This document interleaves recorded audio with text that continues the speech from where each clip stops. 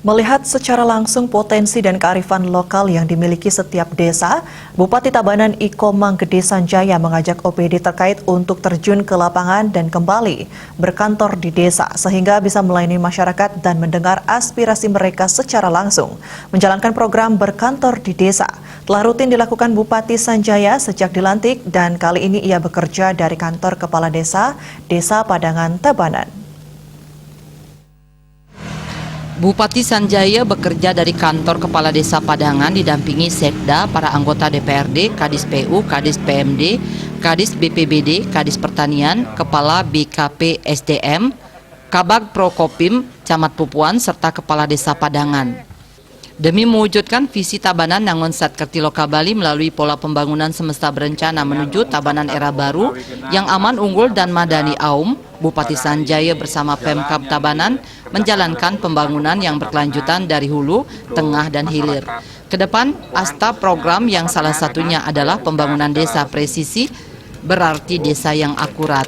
Dengan memperhatikan secara langsung potensi desa, menghitung eksistensi jumlah penduduk, serta kearifan lokal yang menjadi keunggulan di desa tersebut, sehingga pemerintah secara langsung bisa melihat dan memfasilitasi pembangunan di desa. Hal tersebut sesuai dengan Undang-Undang Nomor 6 Tahun 2014 tentang Pembangunan Desa. Sambil melayani kebutuhan masyarakat secara langsung di kantor desa, Bupati Sanjaya juga memberikan bantuan sembako yang diberikan secara simbolis kepada masyarakat Desa Padangan yang terdampak COVID-19. Selanjutnya, dengan membonceng perbekal desa menggunakan sepeda motor, Sanjaya langsung meninjau pengerjaan pengaspalan hot mix yang sedang berlangsung. Dalam kesempatan tersebut, Bupati Sanjaya mengatakan sangat semangat berkantor di kantor desa dan langsung berkomunikasi dengan kepala desa. Dikatakannya ia adalah pelayan masyarakat yang dilakukan pemerintah, kebaikannya akan kembali ke masyarakat. Ia menekankan terhadap 6 kerti yang harus dijaga dari hulu sampai ke hilir dalam visi Nangun Satkerti Lokabali, yang intinya berasal dari Trihitakarana sebagai implementasi Satkerti, bagaimana manusia menjaga hubungan harmonis dengan Tuhan, sesama manusia, dan dengan alam. Oleh sebab itu, potensi alam yang ada di Desa Padangan harus dilestarikan, bukan hanya dieksploitasi secara berlebihan, tapi justru dijadikan magnet untuk daya tarik. Saya punya visi misi di Kabupaten Tabanan, Nangon Satkerti Lokabali, melalui pola pembangunan semesta berencana menuju Tabanan era baru yang aman, unggul, dan madani.